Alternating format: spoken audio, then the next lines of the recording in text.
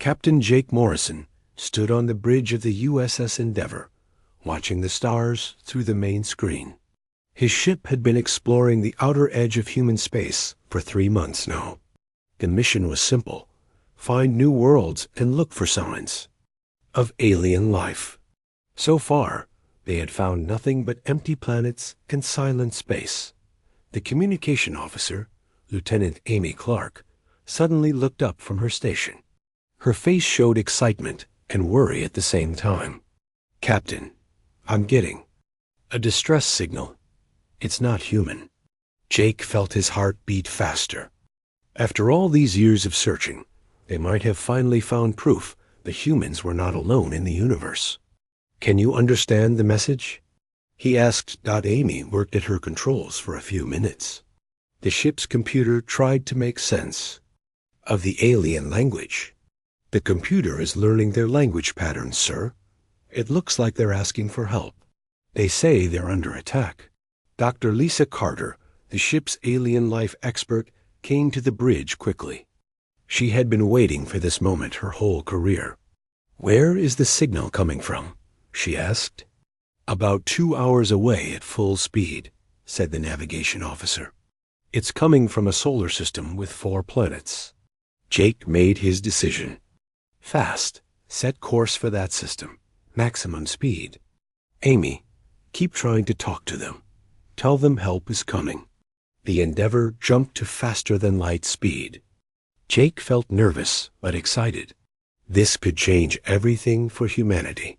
As they got closer to the alien signal, more information came in. Amy had learned enough of their language to understand basic words. "Captain, they call themselves the Vellani. Their ship is badly damaged. They say raiders are attacking them." When the Endeavour dropped out of faster-than-light speed, they saw a battle happening. A small, beautiful ship was being attacked by 3 larger, darker vessels. The small ship was clearly losing. Its hull was broken in many places, and it could barely move. "Those must be the raiders," said Lieutenant Commander Ryan Wells, the security chief. "The Vellani ship won't last much longer." Jake looked at the scene and knew what he had to do.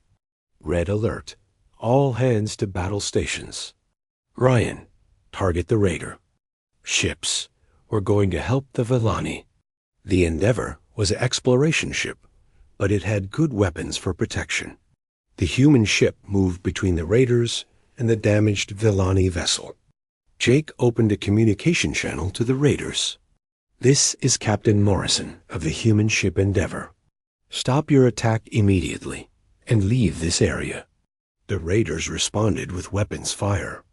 Their shots hit the Endeavour's shields but did little damage. The human ship was much stronger than they expected. "Return fire," Jake ordered. "Disable their engines. Don't destroy them unless we have to." The Endeavour's weapons were more advanced than the raider ships. Within minutes, 2 of the raider vessels were floating dead in space. The 3rd raider ship decided to run away rather than fight. With the raiders gone, Jake turned his attention to the damaged alien ship. "Amy, can you talk to the Vellani? Tell them we want to help." Dr. Carter worked with Amy to send a message to the aliens. The response came back quickly. The alien voice sounded tired but grateful. "They're saying thank you," Amy translated. "Their name is Zef Ka. He says he speaks for his people. He wants to meet with us." Jake thought carefully. This was the most important moment in human history. "Tell him we would be honored to meet. Ask if we can bring him aboard our ship, or if he prefers to meet somewhere else." After some discussion, they agreed to meet in the Endeavour's main conference room. Zef Ka would come aboard with 1 other Vellani. Jake ordered his crew to prepare for the historic meeting. 2 hours later, Jake stood in the conference room with Dr. Carter and Ryan. Wells, the airlock opened, and humanity saw its first aliens. Zef Ka was tall and thin, about 7 feet high. His skin was light blue and seemed to glow softly. He had large, dark eyes that showed intelligence and kindness. He wore simple, elegant clothes that looked like they were made from some kind of metal fabric. "Captain Morrison," Zefka said, in perfect English. The ship's computer had taught him the language. "I thank you for saving my people. You risked your lives for strangers. This is not common in the galaxy." Jake stepped forward and offered his hand. "We're glad we could help. It's good to finally meet another intelligent species." Zefka looked at the human hand, then carefully shook it. His own hand felt warm and slightly rough. "Your species is called human, yes? We have much to learn about each other." Dr. Carter could hardly contain her excitement. "Zefka, how many species are there in the galaxy? Are there others like your people?" The alien's expression became sad. "There are many species, Dr. Carter, but most are not peaceful like the Vellani. The raiders who attacked us are called the Korath. They have been hunting my people for many years. They want our technology, and they don't care who they hurt to get it." Jake felt anger rise in his chest. "They hunt your people? Like animals?" "Yes," Zefka said sadly. "The Vellani are traders and healers. We travel between worlds, sharing knowledge and helping others. But the Korath see us as weak. They attack our ships and take our people prisoner. Many Vellani have died." Ryan Wells leaned forward. "How many ships do the Korath have? Are they a threat to human space?" "The Korath Empire is large and powerful. They have thousands of ships and control many worlds. So far, they have not found human space, but they will eventually. The Korath believe they should rule the galaxy." Jake made a decision that would change the future. "Zefka, the Vellani are welcome in human space. We would like to offer you an alliance. We will protect your people, and perhaps you can share your knowledge with us." Zefka's eyes went wide. "You would do this? Even though you just met us? Even though it might make the Korath your enemy?" "That's what friends do," Jake said simply. "They protect each other." Over the next week, the two species learned about each other. The Vellani had amazing medical technology that could cure diseases humans thought were impossible to treat. They also had beautiful art and music. In return, humans shared their own technology and culture. When it came time to sign the alliance agreement, Zefka looked at Jake with deep respect. "Captain Morrison, in all our travels, we have never met a species like humans. You offer friendship without asking for anything in return. You risk making enemies to protect those you barely know. This is truly special." Jake signed the paper that created the Terran-Vellani Mutual Defense Pact. "Zefka, you're not strangers anymore. You're our friends. And humans always protect their friends." Neither species knew that this simple alliance would soon shake the entire galaxy. 3 months after first contact, the alliance between humans and Vellani was growing stronger every day. Admiral Helen Brooks sat in her office on Earth, reading reports about the new partnership. The news was all good. Vellani medical technology had already saved thousands of human lives. The breakthrough came when a deadly plague hit the human colony of New Boston. The disease killed quickly, and human doctors could not stop it. Within days, Dr. Lisa Carter and a team of Vellani healers arrived at the colony. Using their advanced medical knowledge, they created a cure in just 2 days. Every sick human was healed that the grateful colonists welcomed the Vellani as heroes. Videos of humans and aliens working together spread across all human worlds. For the first time, humanity had proof that aliens could be friends, not just enemies. From Scary Movies. Ambassador Paul Tucker was busy setting up trade agreements between the two species. The Vellani wanted human music, art, and food. Humans wanted Vellani medicine and their beautiful crystal technology. Both sides were getting rich from the partnership. On the Vellani homeworld of Viridian Prime, Elder Six Na watched the alliance grow with happiness. Her people had been alone and afraid for so long. Now they had strong friends who seemed to care about them as real beings, not just useful tools. But the peaceful time was about to end. The message came on a Tuesday morning. A massive Korath battleship appeared at the edge of human space. It sent a signal to Earth that made everyone stop what they were doing. "Attention, humans of Earth," the message began. The voice was deep and harsh. "I am Commander Vex Thul of the Korath Empire. Our Emperor has a message for your leaders." Admiral Brooks called an emergency meeting. The top human leaders gathered in the war room deep under Earth's capital. The air felt heavy with worry as they listened to the alien message. "Humans," the Korath message continued, "you have made a serious mistake. The creatures you call Vellani belong to the Korath Empire. We claimed them long ago. They are our property, and their technology belongs to us." General Marcus Cole, Earth's top military planner, felt his anger rising. "Property? They're talking about our allies like they're things to be owned." The Korath message was not finished. "You will end all contact with the Vellani immediately. You will turn over all Vellani currently in human space.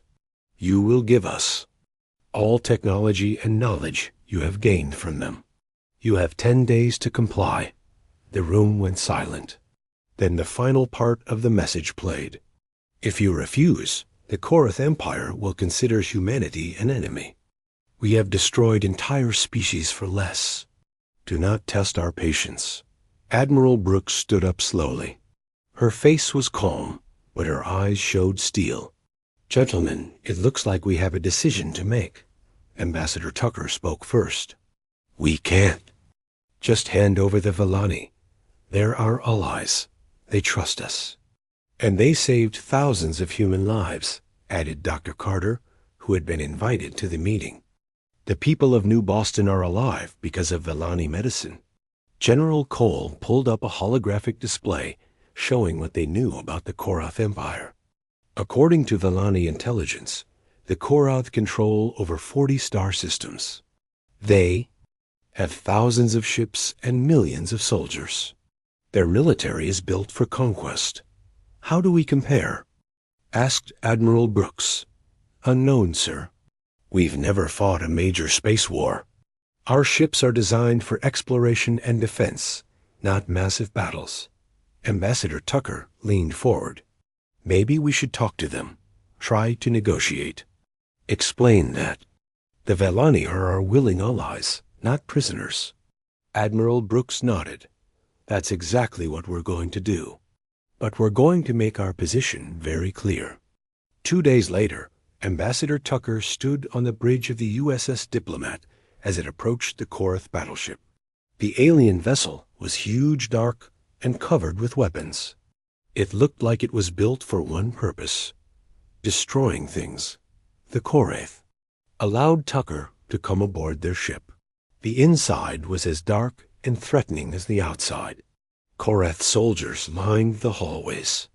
They were tall, muscular beings with gray skin and sharp teeth. Their eyes showed no kindness. Commander Vex Thul met Tucker in a large room that seemed designed to make visitors feel small and afraid.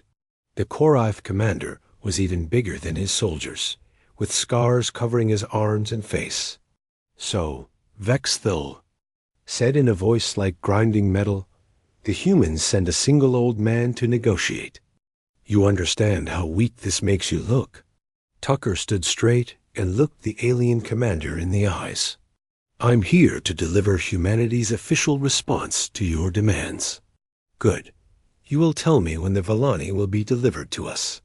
Tucker pulled out a formal document and read it aloud. "To the Korath Empire, the Vellani people are willing allies of humanity, not prisoners. They came to us freely, and they remain with us by choice. We will not abandon our friends." Vex Thul's expression turned angry. "Your friends? You have known them for 3 months. We have been hunting them for decades.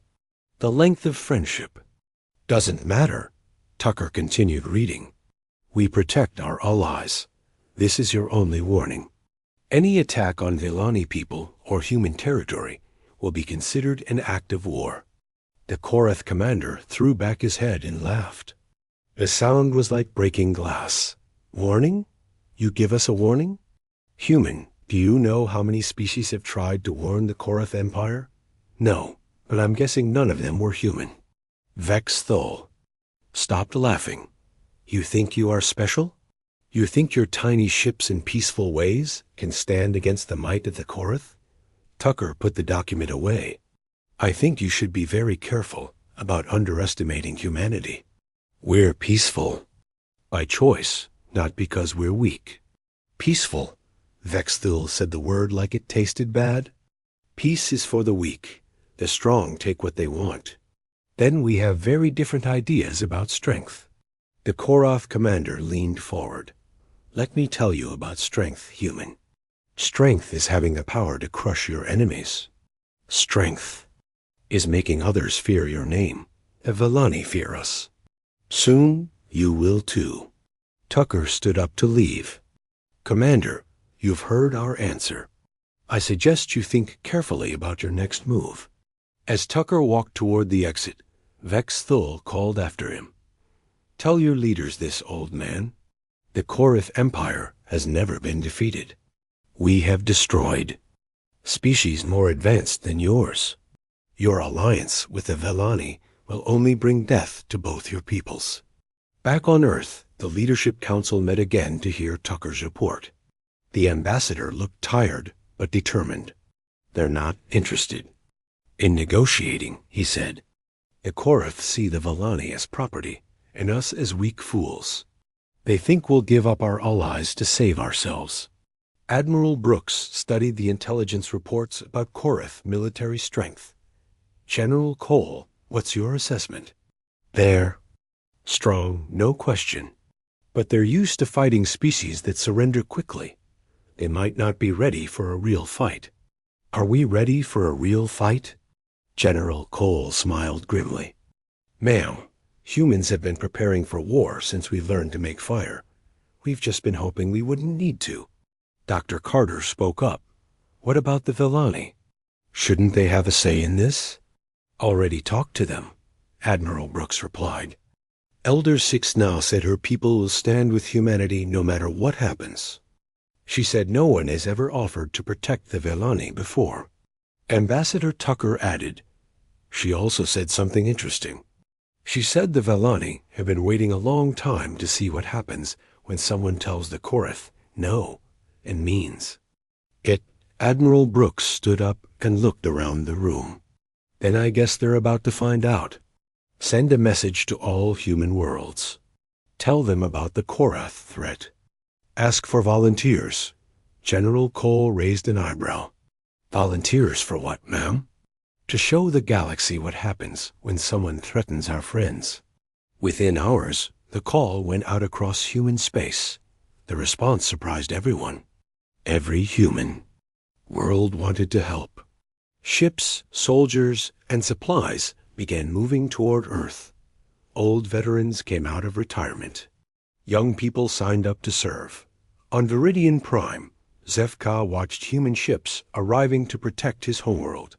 He had tears in his large, dark eyes. Why? He asked Captain Jake Morrison, who had come to coordinate the defense. Why do humans risk so much for us? Jake put his hand on his alien friend's shoulder. Because that's what friends do, Zefka.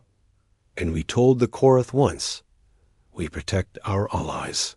Far away, Emperor Thakmor of the Korath Empire received reports about human military preparations. He dismissed them with a wave of his clawed hand. Let the humans gather their little ships, he said to his advisors. Soon they will learn what happens to those who defy the Korath Empire. But deep in the intelligence files, a few Korath analysts were worried. They had studied human history and found something disturbing. Humans were very good at war when they believed in what they were fighting for. The storm was coming, and neither side was ready for what would happen next. 6 months passed after humanity gave their warning to the Korath Empire. At first, nothing happened. Some human leaders began to hope that the Korath had decided to leave them alone. They were wrong. The attacks started small and far from the main human worlds. Captain Susan Reed of the USS Valiant was patrolling the border between human and unknown space when she got the first distress call. "Captain, we're receiving an emergency signal from the research station on Haven Colony," reported her communications officer. "They say they're under attack."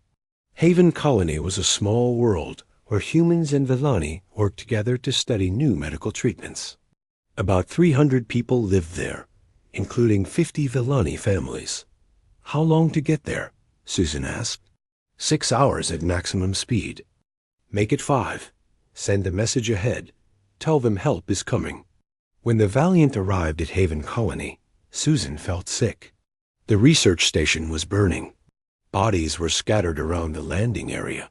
Most were human, but she could see the blue skin of dead Vellani. Among them, Colonel Danny Wright led a team of Marines down to the surface. What they found there would haunt them forever. The Korath had not just attacked the station. They had tortured the people before killing them. "Captain," Danny's voice came over the radio, shaking with anger. "You need to see this." Susan went down to the planet's surface. Danny led her to the main research building. Inside, they found a horrible scene. The Korath had set up cameras and recording equipment. They had filmed themselves torturing Vellani scientists while forcing human researchers to watch Dr. Tech Var, a young Vellani who had become friends with many humans, was among the dead. Susan had met him during a diplomatic visit. He had shown her pictures of his family back on Viridian Prime. Now he was gone, killed for the crime of working with humans. "They broadcast this," Danny said, his voice tight with rage. "Sent the video to every human colony in this sector. They wanted us to see what they did." Susan closed her eyes, trying to control her emotions. When she opened them, her face was hard as stone. "Get our people out of here. Document everything. The people of Earth need to see what we're dealing with." Over the next month, more attacks followed. The Korath seemed to target places where humans and Vellani lived together. They hit trading posts, research stations, and small colonies. Each attack was more brutal than the last. The worst attack came at a place called Friendship Station. It was a space station where human and Vellani families lived together in peace. Human children played with young Vellani in the gardens. The two species had learned each other's languages and customs. Captain Beth Johnson was commanding a routine patrol when the distress signal came in. "This is Friendship Station. We are under attack by Korath forces. They are demanding we surrender all Vellani citizens. Please help us." Beth pushed her ship's engines to their limits, but it took 3 hours to reach the station. When she arrived, Korath ships were already leaving. The station was badly damaged, but still intact. "This is Captain Johnson. Are you receiving?" The answer came from Station Commander Gary Lewis, and his voice was broken. "Captain ... They took them. They took all the Vellani families." Beth felt her heart sink. How many? 43 adults and 12 children. The Korath said they were taking them back where they belonged. What happened next shocked the galaxy. The Korath broadcast live video of the captured Vellani being questioned. The aliens were chained up like animals. Korath soldiers demanded they reveal the secrets of Vellani technology. When the Vellani refused to talk, the Korath began hurting them. The broadcasts showed everything. Human children had to watch their Vellani friends being tortured on live television. Elder Siegsna, watching from Viridian Prime, wept as she saw her people suffering. Why do they hurt the children? She asked Captain Jake Morrison, who was still coordinating the defense of the Vellani homeworld. Jake's hands were clenched into fists. Because they want to break our spirits. They think if they hurt innocent people, we'll give up and abandon you. Will you? Sixna asked quietly. Jake looked at the wise old alien with fierce determination. Never. This just makes us more angry. Breaking point came when the Korath attacked a medical ship. The vessel was clearly marked with red crosses and carried no weapons. It was bringing Velani medicine to human colonies, affected by a new disease. Dr. Lisa Carter was aboard the ship when 6 Korath fighters surrounded it. The lead Korath pilot sent a message: surrender the Velani medical supplies. They belong to the Korath Empire. This is a medical vessel, Dr. Carter replied. We're carrying medicine for sick children. We're protected under galactic medical laws. The Korath pilot laughed. Your laws mean nothing to us. Surrender or be destroyed. Dr. Carter looked around at her crew. Half were human, half were Velani. All of them were doctors and nurses who had dedicated their lives to healing others. We will not surrender supplies meant for sick children. The Korath opened fire. The medical ship had no shields and no weapons. It was destroyed in seconds. All 43 crew members died, including Dr. Carter, who had been the first human to shake hands with an alien. When news of the attack reached Earth, something changed in humanity. The politicians stopped talking about peaceful solutions. The military leaders stopped worrying about the costs of war. Admiral Helen Brooks called an emergency meeting of all human leadership. The room was silent as she read the report of the medical ship attack. They killed doctors, she said simply. They killed nurses. They killed people whose only crime was trying to help sick children. General Marcus Cole stood up. Ma'am, the people are demanding action. Every human world is volunteering ships and soldiers. They want justice for Dr. Carter and all the others. Ambassador Paul Tucker, usually the voice of peace, spoke with quiet anger. I've spent my career trying to solve problems with words. But you can't negotiate with monsters. Admiral Brooks nodded. The Korath think they can terrorize us into abandoning our allies. They think we're soft because we prefer peace. They're about to learn they made a terrible mistake. A room full of human leaders came to the same conclusion without debate. The time for warnings was over. General Cole, Admiral Brooks said, begin Operation Shield Wall. Mobilize every ship we have. Call up all reserves. It's time to show the Korath what humans do when you hurt our friends. Within days, human space transformed into a war machine. Shipyards worked around the clock, building new vessels. Factories switched from making civilian goods to producing weapons and military supplies. Young humans lined up at recruitment centers, faster than the military could process them. But the most important change was in the hearts of ordinary humans. The videos of tortured Velani had made the conflict personal. This wasn't about politics or territory anymore. It was about protecting innocent people who had become family. On Viridian Prime, Zefka watched human warships arriving to defend his world. Hundreds of ships came from every human colony. Many were commanded by officers who had lost friends in the Korath attacks. I don't understand, Zefka said to Jake Morrison. Your people are risking everything for us. The Korath are powerful. You could lose this war. Jake looked at his alien friend with steel in his eyes. Zefka, let me tell you something about humans. We've been fighting bullies for thousands of years. We've learned that sometimes the only way to stop a bully is to hit them so hard they never want to fight again. But the cost of fighting might be high, Jake replied. But the cost of abandoning our friends would destroy who we are as a species. We told the Korath once to leave our allies alone. They chose not to listen. Far away on the Korath homeworld, Emperor Thakmor received reports about human military preparations. For the first time, he felt a small worry in his chest. How many ships are they gathering? he asked his intelligence chief. Over 2,000, Emperor, and more arriving every day. Fackmore dismissed the concern with a growl.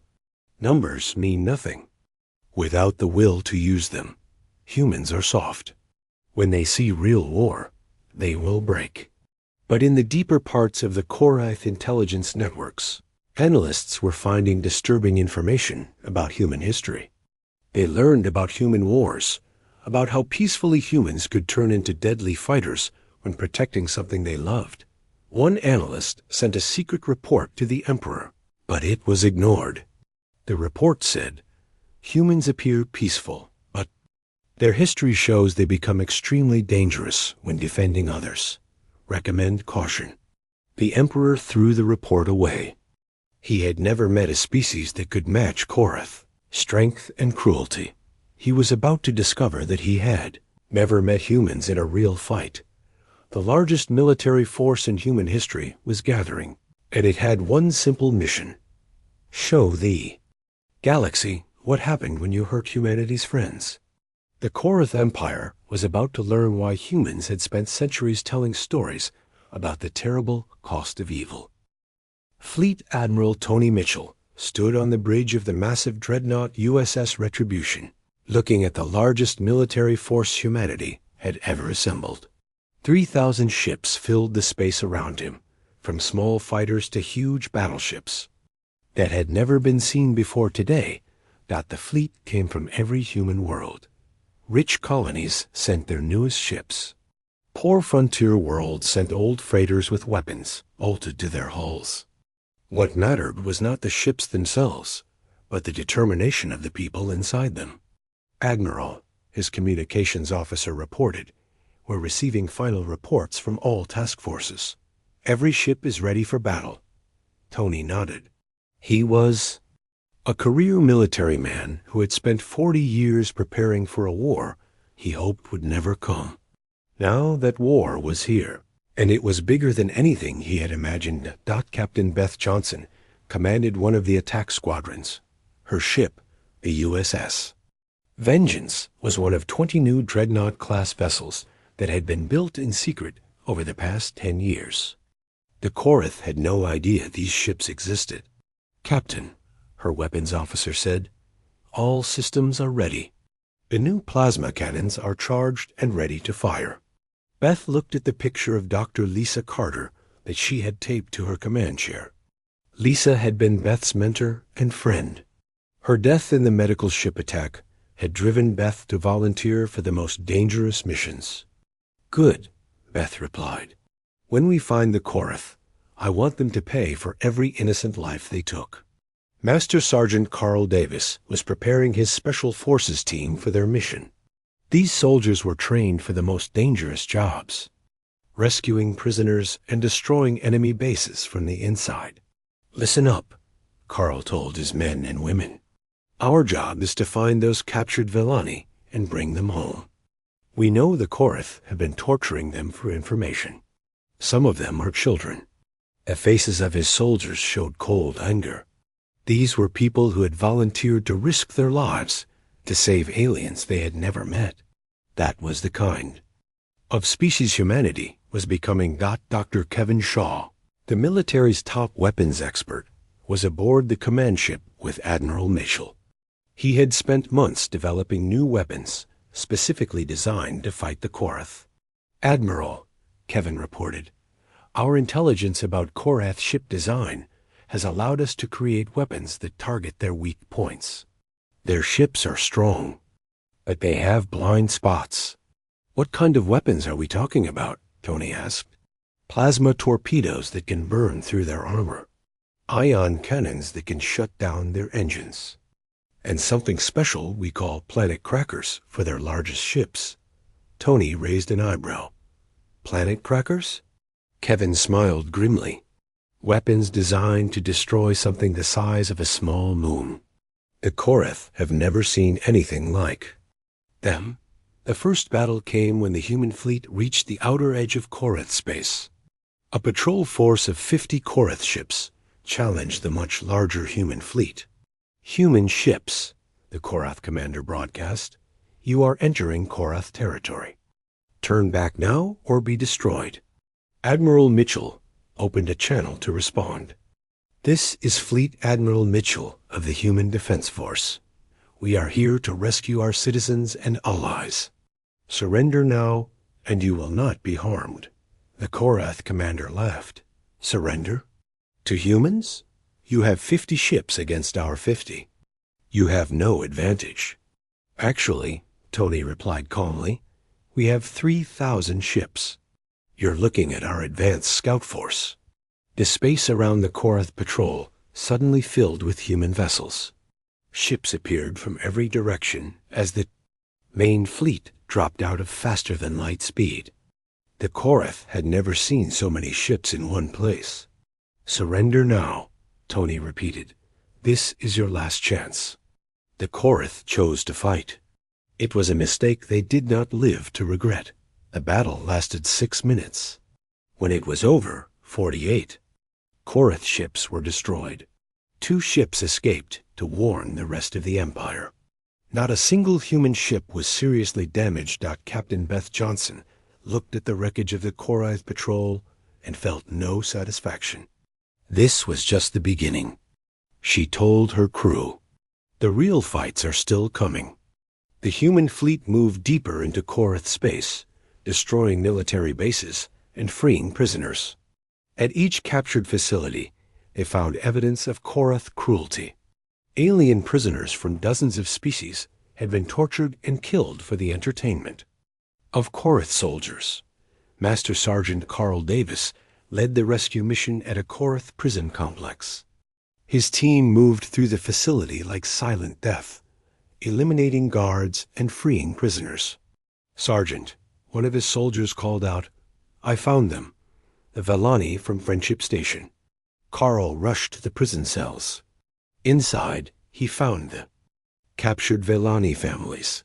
Many were hurt, but all were alive. When they saw human soldiers, the adult Velani began to cry with relief. You came for us, whispered one of the Velani mothers, holding her young child. We thought we would die here. Carl knelt down to look at the little Velani child, who was scared and hurt. Hey there, little one. You're safe now. We're taking you home. The child looked up at the human soldier with big, trusting eyes. Are you going to hurt the bad aliens who hurt us? Carl's voice was gentle but firm. We're going to make sure they never hurt anyone again. The rescue missions continued across Korath space. Human forces moved with speed and precision that surprised their enemies. The Korath had expected humans to fight like the other species they had conquered, slowly and defensively. Instead, humans fought like nothing the Korath had ever seen. They struck hard and fast, always protecting their own people while showing mercy to enemy prisoners who surrendered. Dr. Kevin Shaw's new weapons proved devastatingly effective. Korath ships that had seemed invincible were destroyed by weapons they could not understand or defend against. Admiral, Kevin reported after. A major battle. Their ship designs haven't changed in hundreds of years. They became overconfident because they always won. They stopped improving, and we never stopped improving, Tony replied. That's the difference between a species that conquers and a species that explores. The psychological effect on the Korath was as important as the military victories. For centuries, they had been the ones who brought fear to other species. Now, for the first time, they were afraid. Emperor Thakmor received reports of defeat after defeat. His mighty empire was falling apart in just a few months. How is this possible? He demanded of his military commanders. Humans are supposed to be weak. They're supposed to be peaceful. General Vaktor, his top military leader, looked tired and defeated. Emperor, we were wrong about humans. They are peaceful when they want to be. But when they fight like nothing we've ever seen. What do you mean? They don't just want to win, Emperor. They want to protect. Every human ship fights, like it's defending their own family. They take risks to save a single prisoner that we would never take to save 100 soldiers. Thakmor slammed his fist on his throne. Then we will show them the price of opposing us. Destroy their colonies. Kill their civilians. We've tried, Emperor. But somehow they always know where we're going to attack. They're always ready. And when we do hurt their people... Thaktor paused, looking scared. What? What happens when we hurt their people? They get angry, Emperor. And angry humans are the most dangerous thing in the galaxy. The truth was that the Korath Empire was facing something they had never encountered before. A species that became stronger when their friends were hurt. News of each Korath atrocity only made humans fight harder. When the Korath destroyed a human medical station, 5 more human worlds volunteered ships for the war. When they broadcast videos of tortured prisoners, human weapons factories worked double shifts to build more powerful weapons. The Vellani watched in amazement as their human allies transformed before their eyes. The peaceful explorers and traders were becoming the most effective military force the galaxy had ever seen. I don't understand how humans do this, Elder Sixna said to Captain Jake Morrison. They become more united when they face greater threats. Jake smiled grimly. It's simple, Elder. We've learned that some things are worth fighting for. Freedom, justice, friends. When someone threatens those things, every human becomes a soldier. The final blow to Korath confidence came when human forces reached the core systems of the Empire. Admiral Mitchell's fleet appeared at the edge of the Korath capital system with overwhelming force. This is Admiral Mitchell to Emperor Thakmor. Tony broadcast on all frequencies. We are here to end this war. Surrender now, and your people will be treated fairly. Continue fighting, and we will remove your government by force. The Emperor's response was filled with rage and desperation. Never. The Korath Empire will never surrender to inferior beings. Tony sighed. He had hoped to end the war without destroying the Korath homeworld, but the Emperor had made his choice. All ships, Tony ordered, begin the final attack. Show them what happens when you hurt humanity's friends. The battle for the Korath capital system was brief but decisive. The humans had learned the locations of every important military target. Their attacks were precise and overwhelming. Captain Beth Johnson's dreadnought led the assault on the main Korath fleet. Her ship's new weapons cut through enemy vessels like a hot knife through butter. This is for Dr. Carter, she said quietly, as her ship's main gun destroyed a Korath battleship. And for all the R. Admiral Jake Morrison, promoted after his role in starting the Alliance, stood on the bridge of his flagship as the human fleet approached the Korath homeworld of Drakmor. Around him floated the wreckage of what had once been the most feared military force in the galaxy. In just 8 months, the mighty Korath Empire had been reduced to ash. Every major fleet base was destroyed.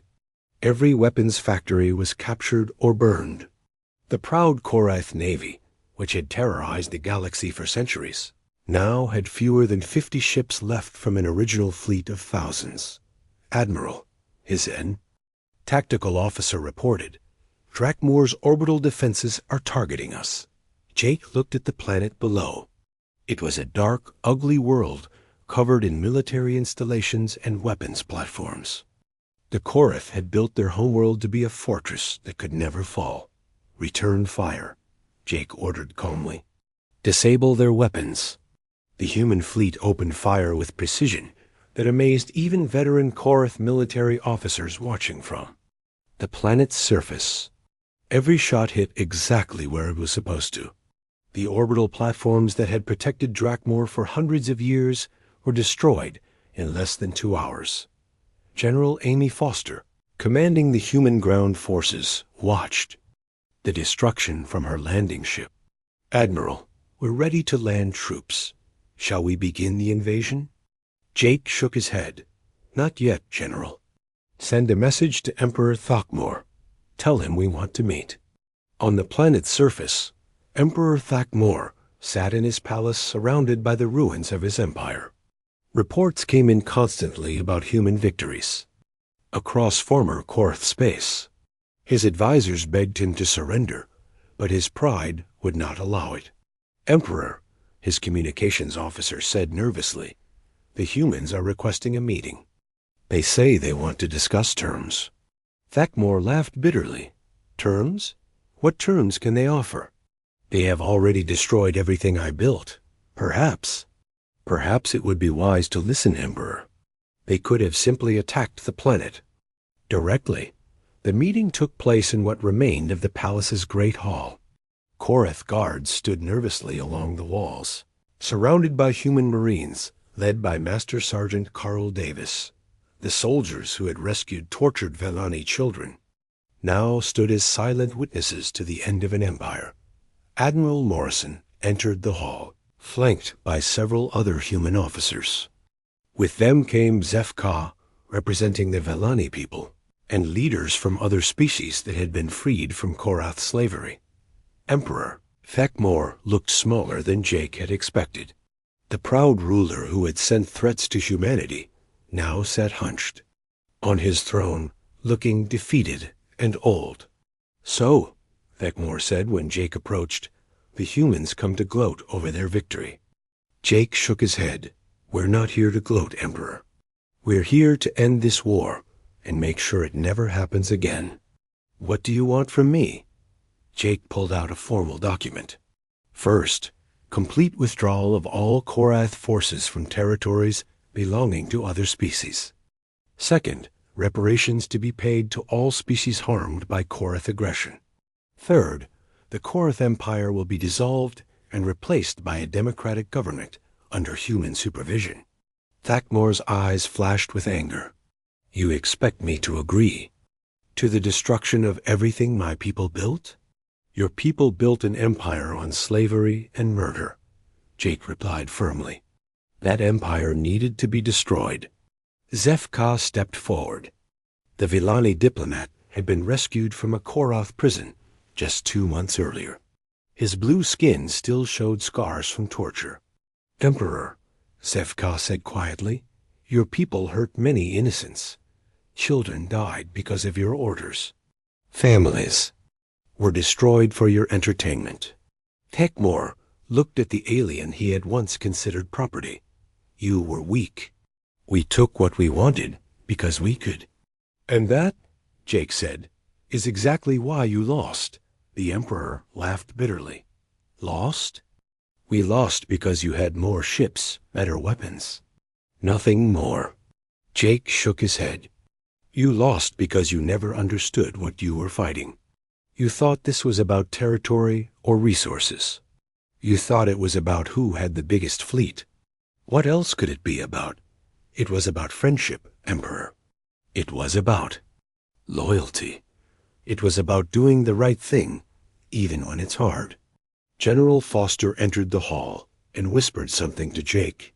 He nodded and turned back to the Emperor. We finished counting the prisoners in your camps, Emperor. Over 10,000 beings from 47 different species. Many of them children. All of them tortured for your amusement. Thakmor tried to look defiant, but his voice shook. They were prisoners of war. They were innocent civilians, Jake replied. Teachers, doctors, artists, children. You turned them into slaves and worse. The human admiral walked closer to the throne. Do you want to know why humans fought so hard, Emperor? It wasn't because we wanted to conquer your empire. It was because we couldn't stand by and watch innocent people suffer. Innocent, Thakmor spat. Such a human concept. The strong take from the weak. That is the law of nature. Zefka spoke again. Emperor, my people lived in fear of yours for generations. We thought there was no hope, no one who would stand against you. Then we met humans.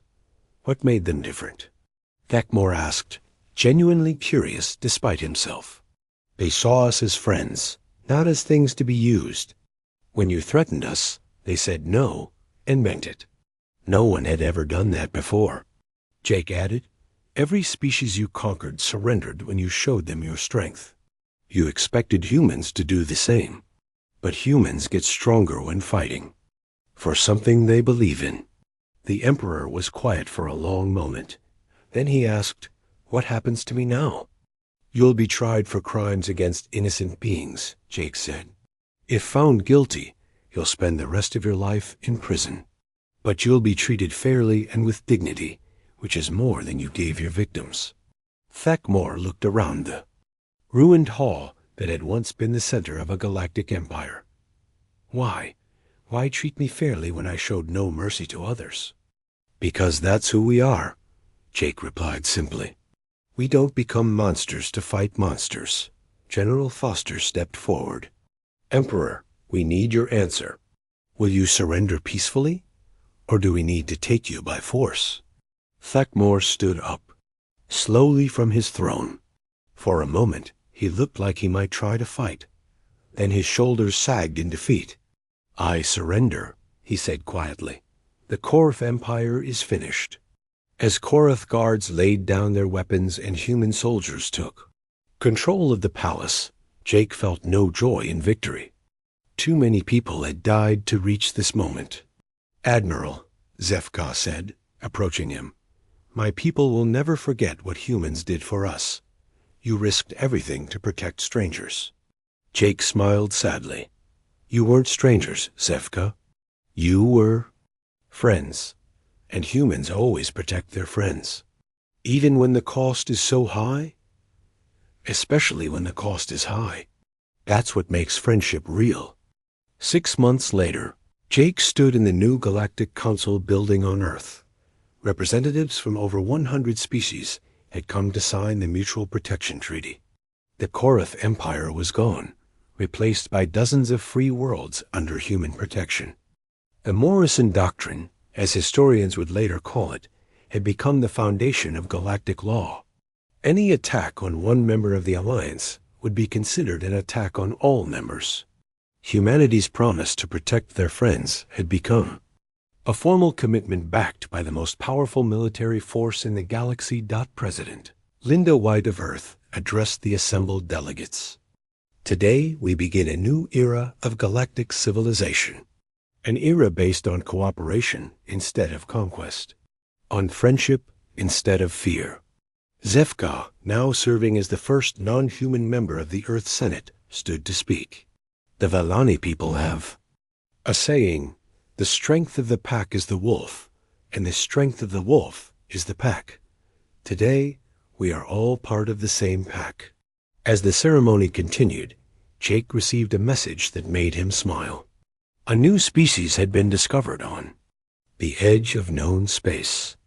They were peaceful traders who had just made first contact with humans, not the message from the exploration. Ship was simple.